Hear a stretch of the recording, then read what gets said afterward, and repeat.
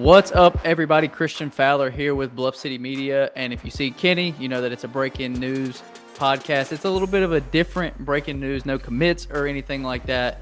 But we have the Memphis Tigers non-conference schedule for this upcoming season, 2023-2024 season. Most of the opponents have obviously been announced through other media sources. But now we have the full list with the dates. So we're going to drop that graphic in here real quick, and then we'll talk about it after we show it. Okay, Kenny, I know the viewers, unless they paused, did not have enough time to see that. So I'm going to quickly run through the schedule, and then we're going to hit some of the highlights on this. So November 2nd, Lemoyne-Owen exhibition. November 6th, Jackson State. That's the home opener. November 10th, at Missouri. November 17th, Alabama State. November 23rd through the 25th is the battle for Atlantis, which we'll talk about that more with the teams involved.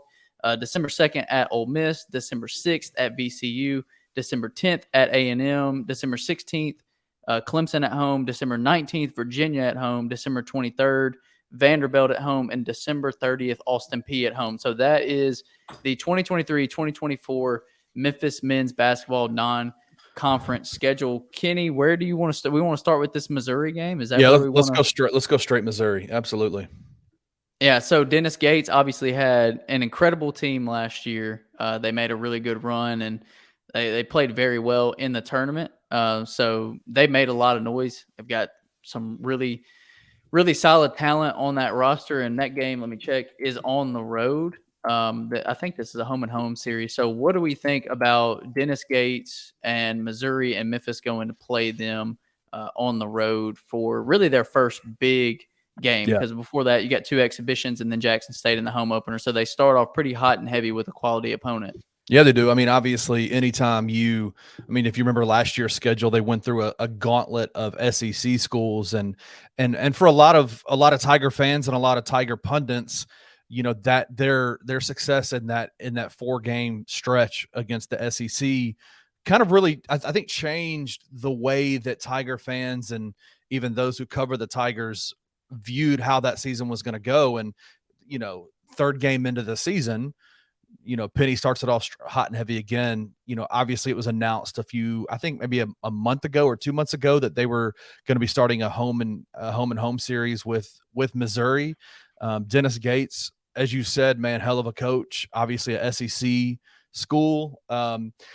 With the transfer portal, it's so weird because you don't know what everybody's roster is going to look like right now at this moment on Monday, May 29th. We don't know exactly what the schedule is going to look like, but there's a chance Missouri might have Caleb Love on their team. There's a chance, you know, all this kind of stuff. So we just don't know, but it's a great opponent with an awesome head coach right off the jump.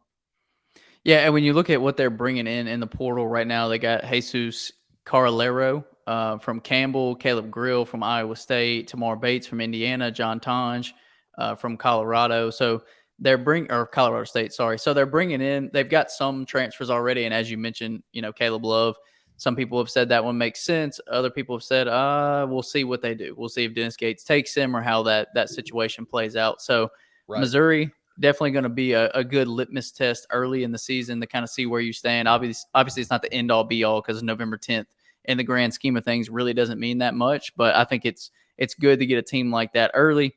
So you go Missouri and then Alabama State at home. Tony Madlock's team.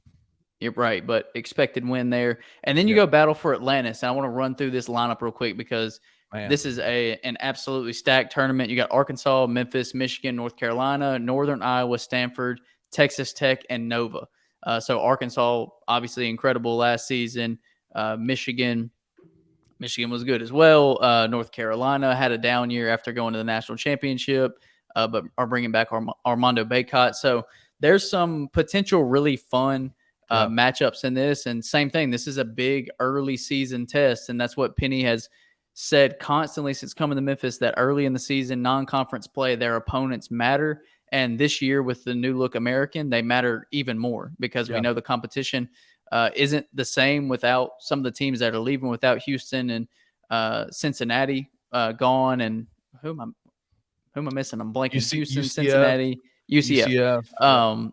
So those are quality opponents that are gone, and now getting into a tournament like the Battle for Atlantis with multiple teams that will probably be projected in the preseason top 25 is a big deal. Yeah, it Now, is. do you have to go win in this tournament to be successful and for it to be a successful trip? No, I don't think so. But it is a great opportunity to pick up early season quality, potential quad one wins, in the end of November around Thanksgiving. No, absolutely. I am so. Can I just be honest with you? Like, one of the things about when college basketball ends, one of the joys of it for me is that I don't have to hear the phrase quad one, quad two, quad three, quad fours. I hate it. Yeah, we haven't had to say that in like 2.5 months, thankfully. And so I actually a shiver went down my spine when you just said multiple quad one wins. But you're right. Like it is absolutely necessary. And you see the way that Penny had a conversation with the media after the FAU loss in the tournament where he said, I got it now. Like, I know what's expected of us based on the reputation we have, based on the way that we're treated, based on the way that we're seated. I know what needs to be done. And this November 23rd through the 25th Battle for Atlantis with all those teams that you just mentioned, I think has the potential to I think there's a reason why Penny put Memphis in that tournament this year. And it's because of what happened last year. Absolutely. So going down the list, right after that, you got December 2nd at Ole Miss. And typically I wouldn't stop to talk a ton about this because, Memphis and Ole Miss have played a lot over the last several years. Right. But with the Musa Cisse connection, Ole Miss bringing in Yeah. Musa Cisse and Jamarian Sharp having two of the best shot blockers in the country, 2 7-footers down low. It'll be interesting to see how they work out that dynamic, because if we learn anything from the NBA and how that works, looking at the Timberwolves with Cat and Rudy Gobert, it's hard to have two gigantic dudes on the floor at the same time. So with that being early December, that'll give Ole Miss about a month to try to figure out that rotation and what that looks like between those bigs. So that'll be a fun road matchup against another SEC team. Like I said, typically that's one I would go over pretty quickly, but the Musa Cisse connection, you kind of have to talk about it. Well, and let's be frank with it. Like, this is not last year's Ole Miss team. Chris Beard is a much better coach than Kermit Davis. Just is. Chris Beard took Texas Tech to the national championship. He is a hell of a coach. And it's not just Musa Cisse and Jamarian Sharp. They also brought in Austin Nunez from Arizona State, who's a 4-star commit, and then Brandon Murray out of Georgetown, who was one of the most sought after transfer guards in the portal. So Chris Beard absolutely crushed it, as everyone expected. Brought back in Matthew the transfer Morrell. portal. Brought back Matthew Morrell. Nobody thought, and Matthew Morrell, from what I've seen in the combine stuff and the Portsmouth and all those things that he's been doing, he's been in the draft workout phase right now, has done well for himself. So we don't know. We still don't know if Matthew's going to stay in the draft or not. But if he does remove his name, he's going back to Ole Miss. And I'm telling you, man, you're going to see another level of confidence in that Memphis kid, in Matthew Morrell. Like, he's just going to be another level. And so this is a different team, man. This is going to be an interesting game. Absolutely. And like you said, with Chris Beard there, like, Ole Miss has the potential to be one of the better SEC teams, and typically they're hovering around the middle, maybe back middle of the SEC.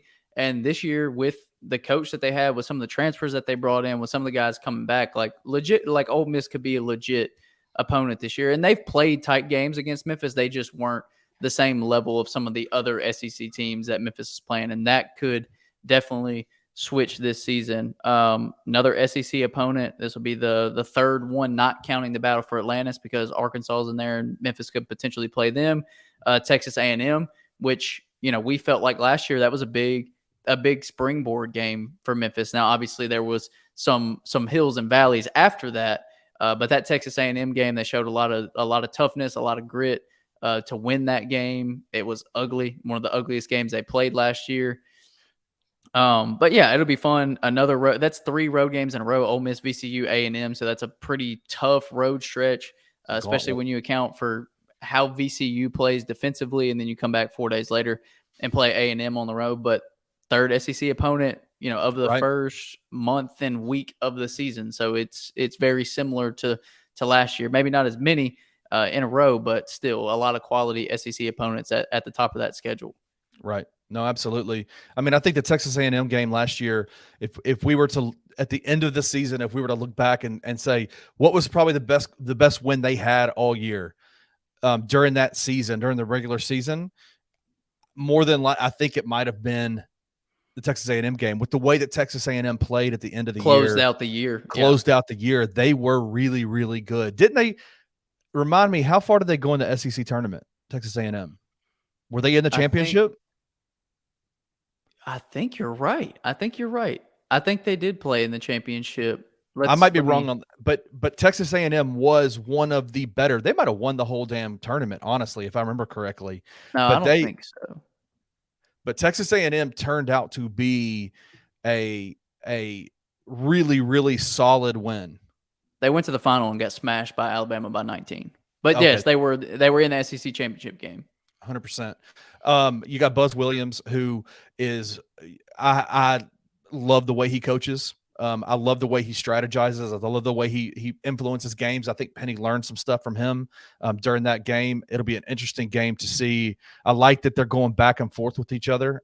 It's going to be crazy. It's going to be a good that December 2nd, December 6th, December 10th, all three away games it's going to be that is going to be probably the stretch of games. I think that it's going to really figure out, okay, where the Tigers are going to be headed. Are they going to have a successful non-conference schedule or not?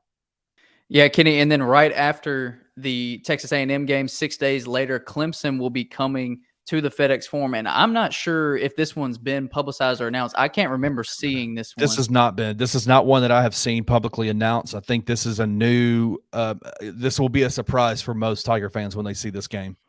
Yeah, and this is a fun game. I mean, this is a team 23-11 last year, third in the ACC, bringing in some really solid transfers this year. Joe Girard from Syracuse, high 4-star transfer. Jack Clark from NC State, another solid transfer. Brought back their leading scorer. PJ Hall came out of the draft and is staying at Clemson. So I mean, they've got talent. But it's not one of the. It's not like seeing Michigan State on the schedule or something like that, right? Like Clemson's not known as a basketball powerhouse, but they're solid. Right. Like I said, third in the ACC, solid team, potential quad 1, quad 2 game, depending on what Clemson does the rest of the year. But another big opportunity before you get to conference play to play a quality opponent at home. That's probably one of those games that'll be pretty hyped and have a good crowd there. So it's gonna be fun, man. We might be breaking a little bit of news on that one with Clemson coming to the FedEx Forum on December 16th.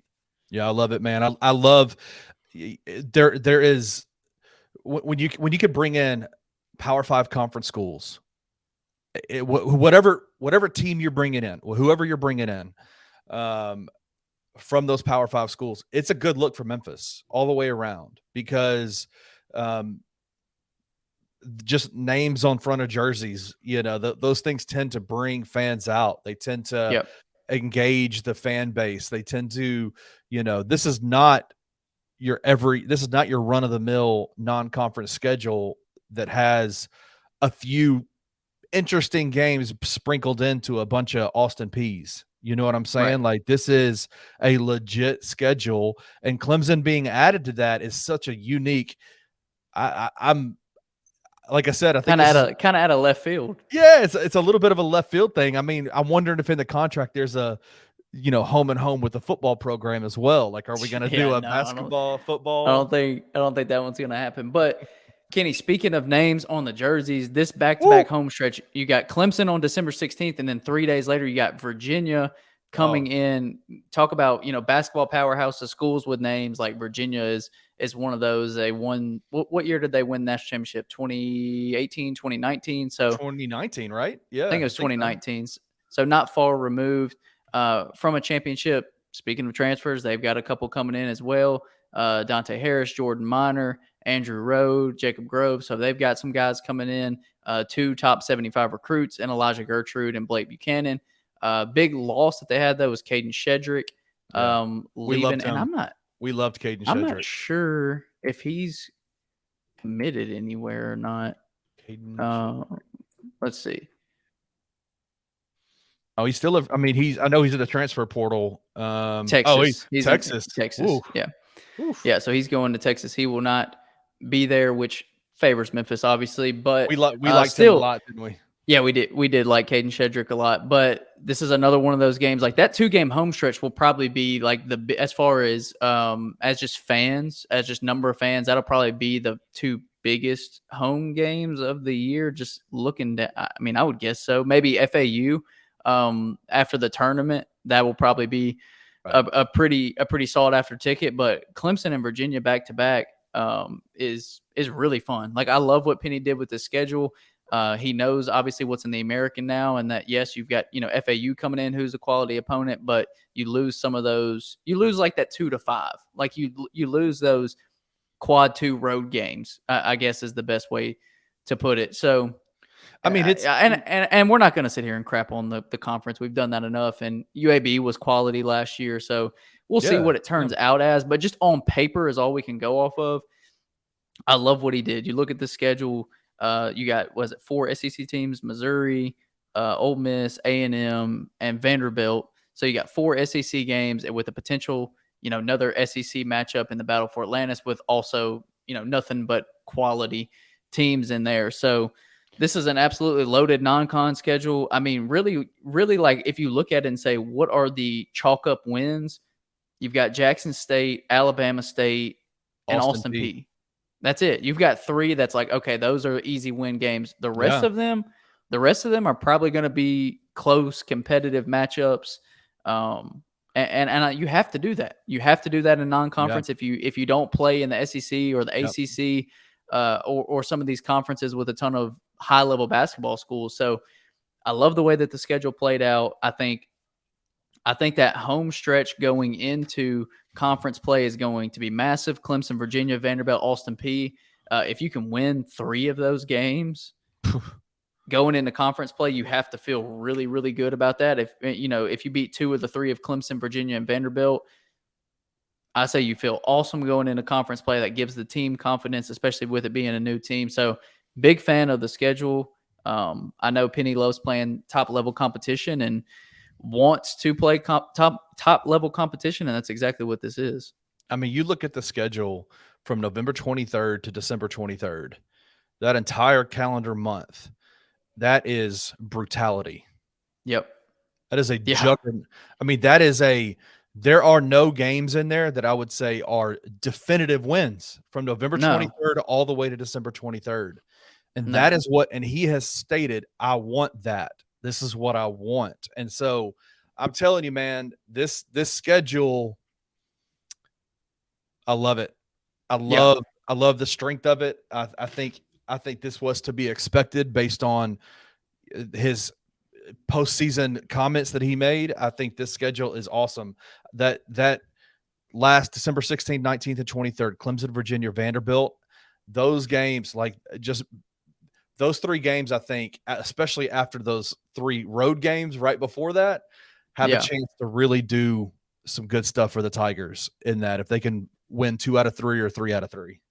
Yeah, no, it'll definitely be interesting to see how it plays out and where Memphis stacks up because really early on, that November 10th game against Missouri, you'll see, and then if you win that game, you feel really good about it, and if you lose that game, then you kind of adjust from there and see where it lies and hope you can really clean that up before the battle for Atlantis because it's one stacked team after the other. So hats off to Penny and the staff and, just the administration for getting that stuff done, like getting those deals done, those home and home series with top level Power 5 competition, with SEC competition, load that non-conference schedule and, play it out and let it go where it goes. So I'm a big fan of it.